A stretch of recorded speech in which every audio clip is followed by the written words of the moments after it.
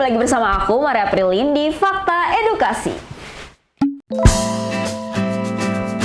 Nah teman-teman semua, di video kali ini kita akan bahas fakta mengenai people pleasure nih, atau orang yang suka menyenangkan orang lain, atau juga bisa dikatakan sebagai orang yang kadang mendahulukan kepentingan orang lain ketimbang dirinya sendiri.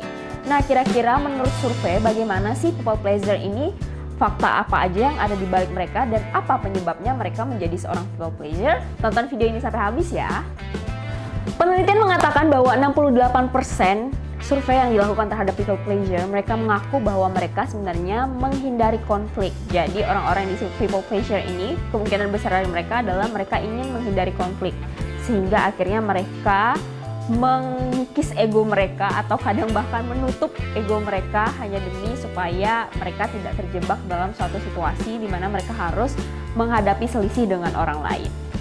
Fakta lain mengatakan bahwa 50% dari survei yang dilakukan, people pleasure mengaku bahwa mereka sebenarnya takut untuk melukai orang lain. Nah teman-teman semua, sebagai manusia mungkin wajar ya kalau misalkan kita itu punya kecenderungan untuk tidak mencari gara-gara atau tidak ingin menyakiti orang lain nih. Namun kadang hal tersebut justru malah menjadi bumerang bagi kita sendiri, karena terkadang ketika kita memilih untuk tidak menyakiti orang lain, malah kita menyakiti diri kita sendiri. Jadi harus tahu kapan kita harus bertindak bijaksana untuk kita mengalahkan ego kita, atau kapan kita harus stand up untuk diri kita sendiri.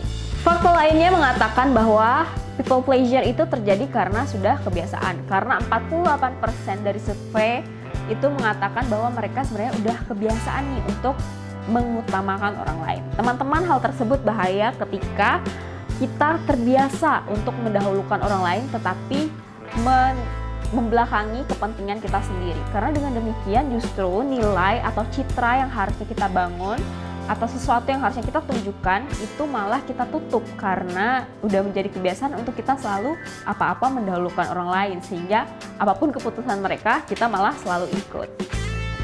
Fakta yang terakhir adalah berguna bagi orang lain atau membantu orang lain. Teman-teman semua, kita sebagai seorang manusia itu kan pasti punya goals yang diajarkan oleh orang tua kita untuk bermanfaat bagi sesama nih. Tapi kalian tahu nggak sih kalau menjadi seorang people pleasure itu mungkin kita ingin menyenangkan orang lain atau membantu orang lain. Namun justru ketika kita tidak bisa tahu core kita atau nilai kita itu seperti apa, kita akan cenderung mengutamakan mereka tanpa kita tahu bahwa sebenarnya kita tersiksa. Jadi teman-teman semua, jangan sampai kita berguna bagi orang lain tapi kita tidak berani untuk bilang tidak untuk sesuatu yang sebenarnya kita tidak ingin lakukan.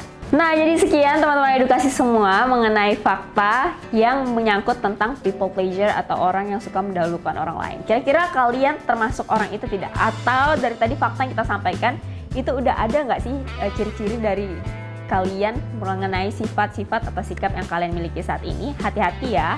Dan menurut kalian semua, apa sih sebenarnya kerugian dan keuntungan menjadi seorang people pleasure? Boleh komen di bawah. Jangan lupa pula untuk komen ide apa yang ingin kita bahas di video selanjutnya.